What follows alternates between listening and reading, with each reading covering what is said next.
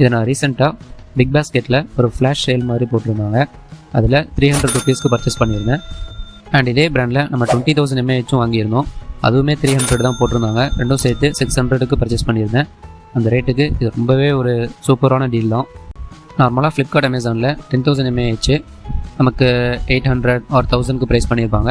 20,000 mAh 1500 or 1800க்கு price பண்ணியிருப்பாங்க. Offer டைமில் check பண்ணி பாருங்கள், நல்ல ஒரு டீலுக்கு வரும். இதோட டிசைன் பார்த்தீங்கன்னா ஃபுல்லாகவே இந்தியன் மிலிட்ரியோட யூனிஃபார்ம் பேஸ் பண்ணியே பண்ணியிருக்காங்க. அண்ட் அதில் 10,000 சொல்லிட்டு அதோட கெப்பாசிட்டியுமே பிரிண்ட் பண்ணியிருக்காங்க. நல்ல ஒரு மேட் ஃபினிஷில் இருக்குது. பிடிக்கவுமே நல்ல ஒரு கிரிப்பாக இருக்குது. அண்ட் இதோட வெயிட் பார்த்தீங்கன்னா 234 கிராம்ஸ்னு மென்ஷன் பண்ணியிருக்காங்க.